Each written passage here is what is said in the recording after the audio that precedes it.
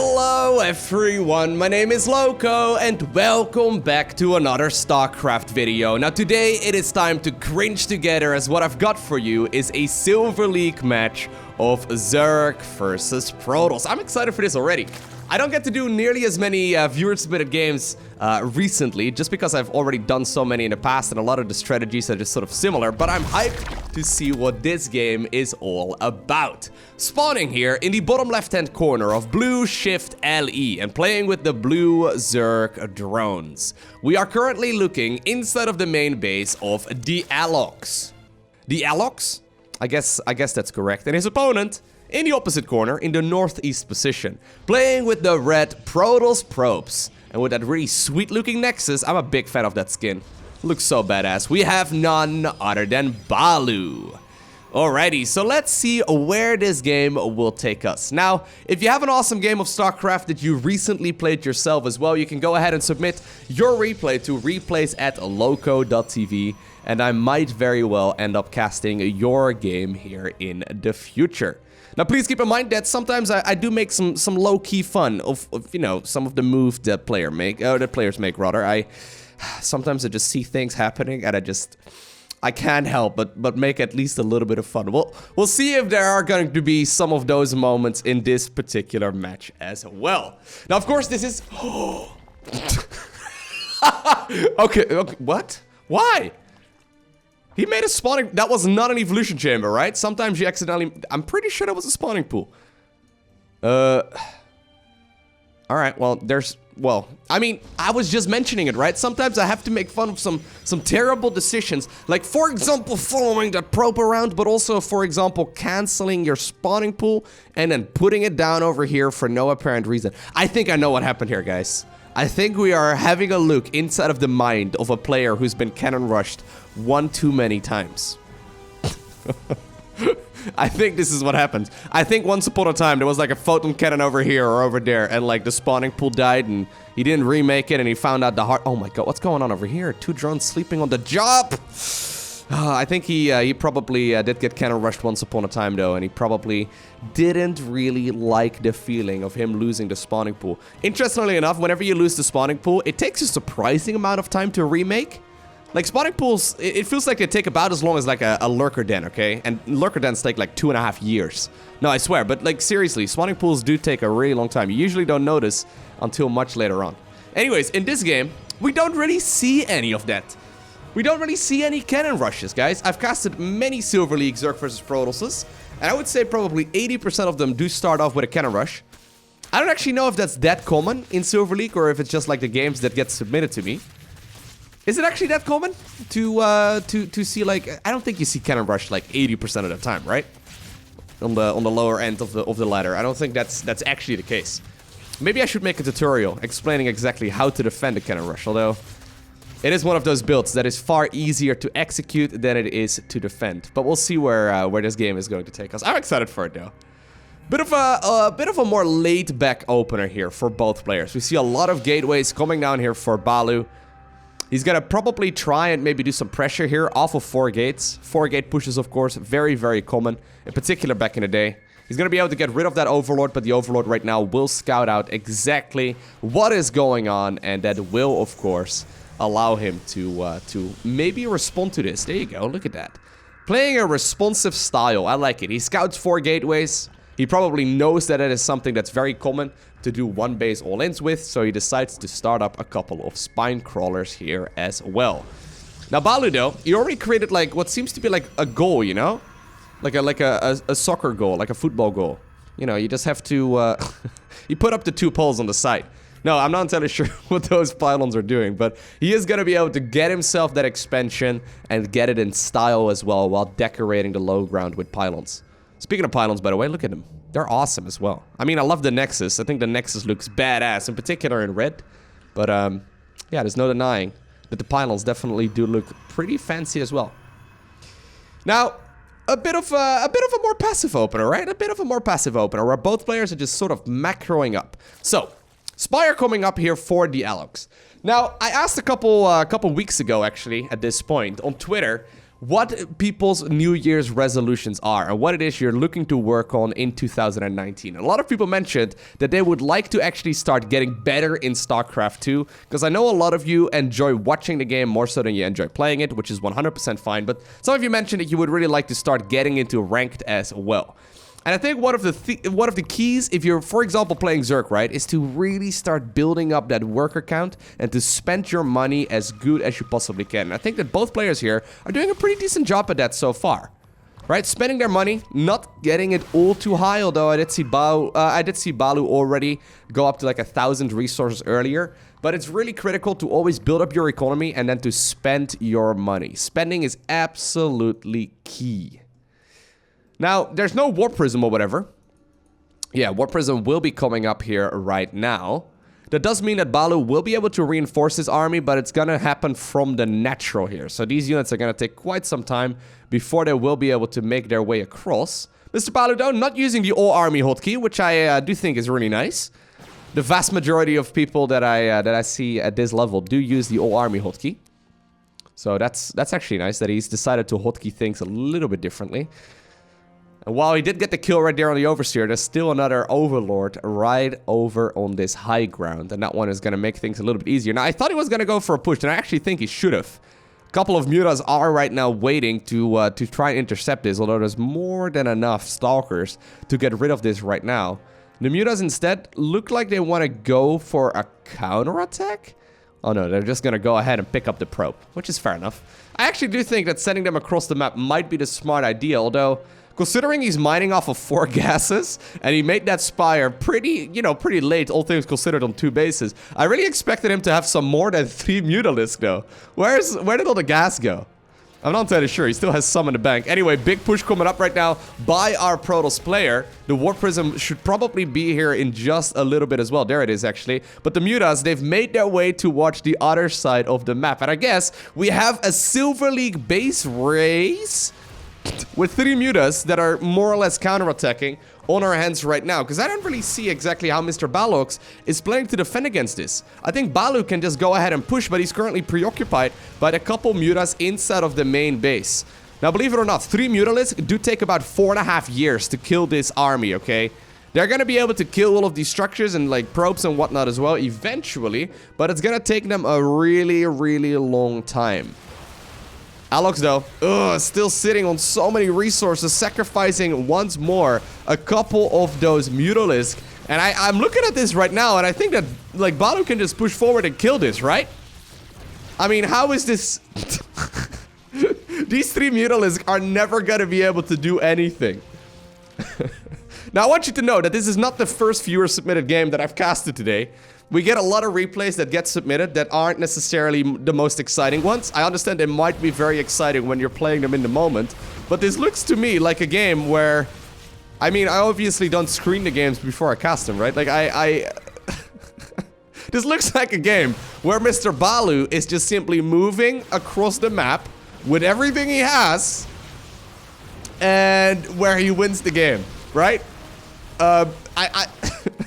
It certainly does look like that right now. A couple of drones are still left over here in the natural. A couple probes also made their way towards the top left-hand corner. The 3 Mutas still valiantly working away right here at the Nexus. They're gonna try and kill this, and they will be able to do so. Well, I mean, they would have been able to do so here eventually. Finally, Mr. Alex, though, did find his hotkey once again for those Mutas, and he's gonna go to town on the probes that are still harvesting over here.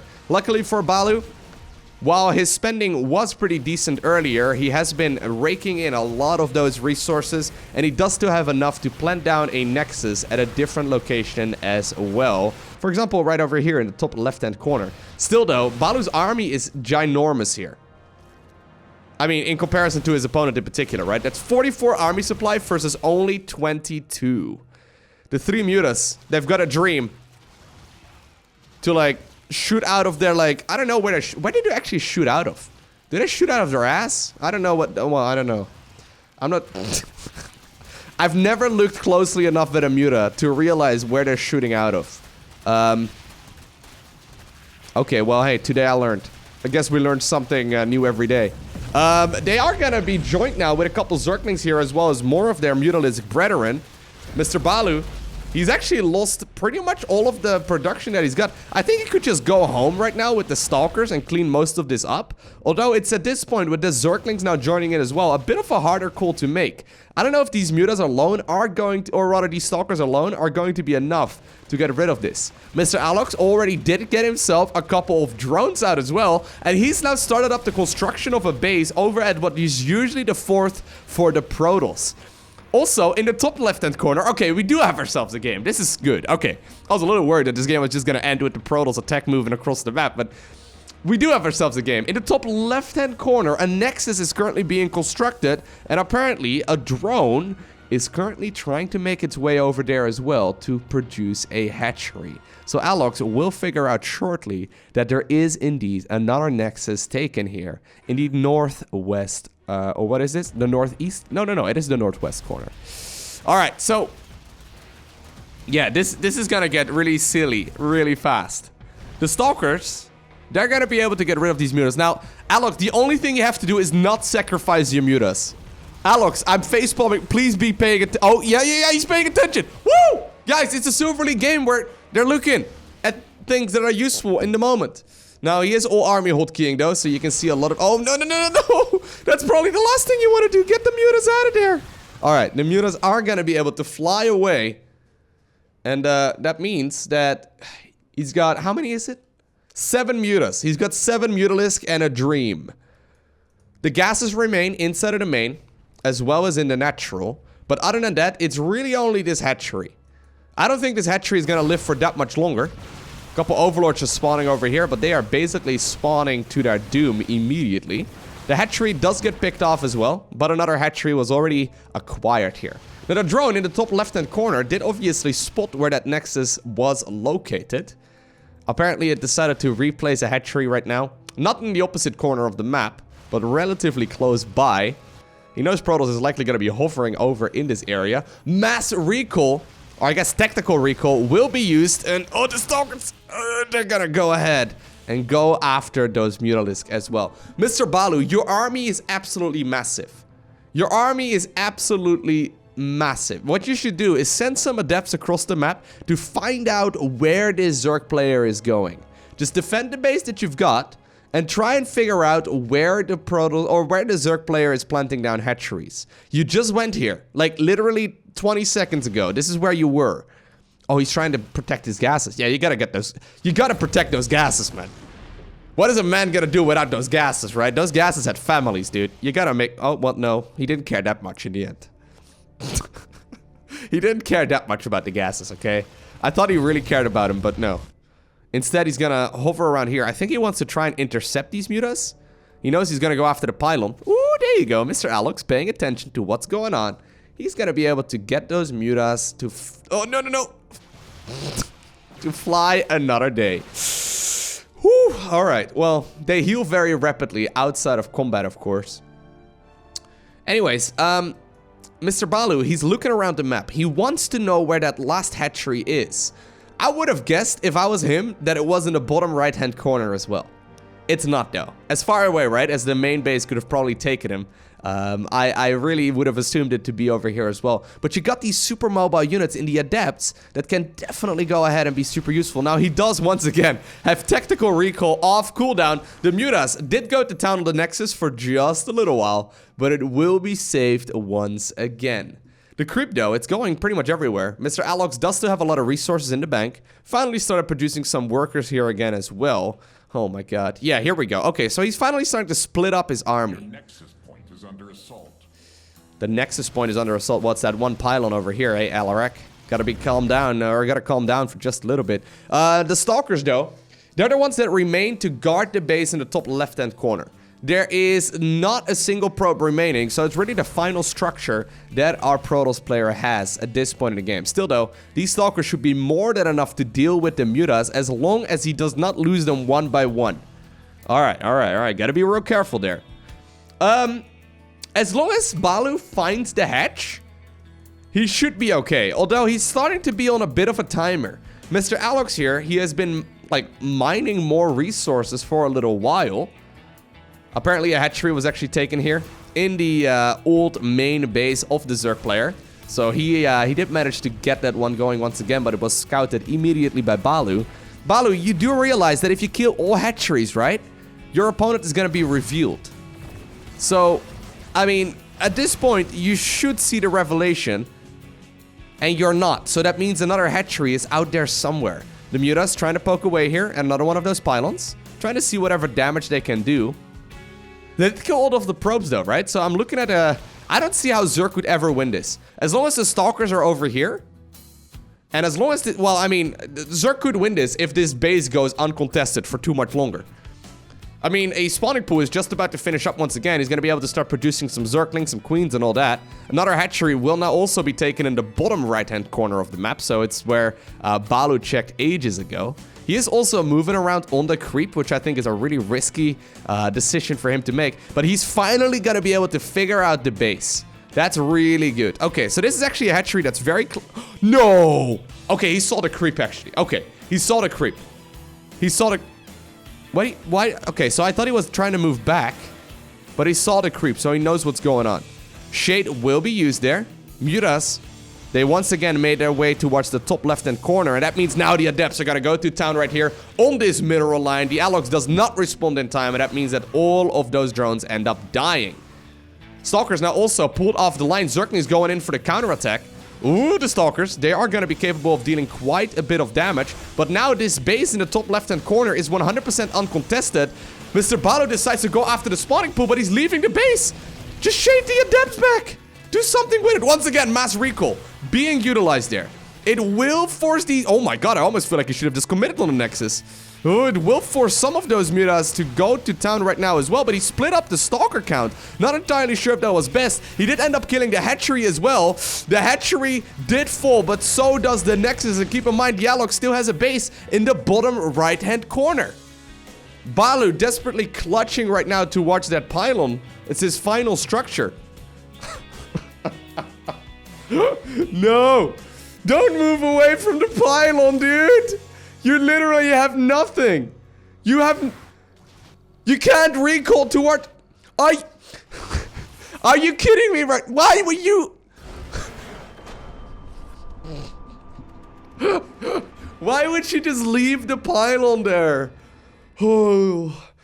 He started splitting up his army so well there, near the end of the game, right? I feel like he could have done that ages before then.